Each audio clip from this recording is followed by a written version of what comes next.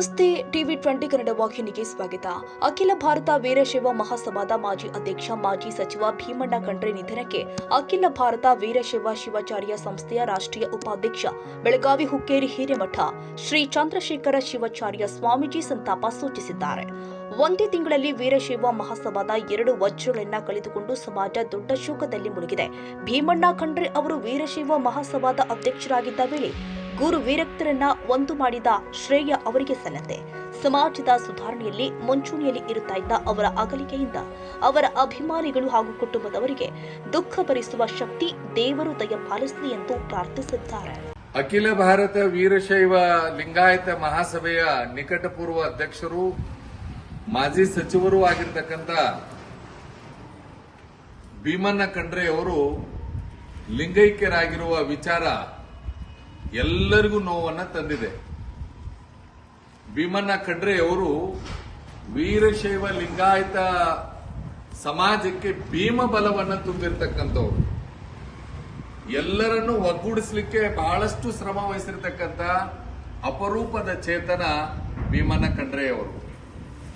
ವೀರಶೈವ ಲಿಂಗಾಯತ ಮಹಾಸಭೆಯ ಪ್ರಧಾನ ಕಚೇರಿಯನ್ನ ಬಹಳ ಅದ್ಭುತವಾಗಿ ನಿರ್ಮಾಣ ಮಾಡಿದ್ದಾರೆ.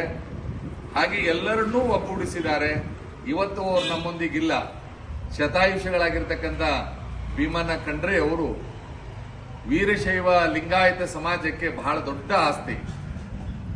ತಂದೆ ಹಾಕಿದ ಮಾರ್ಗದಲ್ಲಿಯೇ ಮುನ್ನಡೀತಾ ಇರತಕ್ಕಂಥ ಅರಣ್ಯ ಸಚಿವರು, ವೀರಶೈವ ಲಿಂಗಾಯತ ಮಹಾಸಭೆಯ ರಾಷ್ಟ್ರೀಯ ಪ್ರಧಾನ ಕಾರ್ಯದರ್ಶಿಗಳು ಆಗಿರತಕ್ಕಂಥ ಈಶ್ವರ್ ಖಂಡ್ರೆ ಅವರು ಅದೇ ದಾರಿಯಲ್ಲಿ ಮುನ್ನುಗ್ಗುತ್ತಾ ಇದ್ದಾರೆ. ಬಹುಶಃ ಅವರು ಹಾಕಿರುವ ಮಾರ್ಗ ವೀರಶೈವ ಲಿಂಗಾಯತರೆಲ್ಲ ಒಕ್ಕಟ್ಟಾಗಿರಬೇಕು ಅನ್ನೋದನ್ನ ತಿಳಿಸಿಕೊಟ್ಟಿದ್ದಾರೆ. ಹಾಗೆ ನಾವೆಲ್ಲರೂ ಕೂಡ ಮುಂದುವರಿಯೋಣ. ಭೀಮಣ್ಣ ಖಂಡ್ರೆ ಅವರ ಆತ್ಮಕ್ಕೆ ಭಗವಂತ ಚಿರಶಾಂತಿಯನ್ನು ನೀಡಲಿ ಅಂತ ಹೇಳಿ ಪ್ರಾರ್ಥಿಸಿಕೊಳ್ತಾ ಇದ್ದೇವೆ.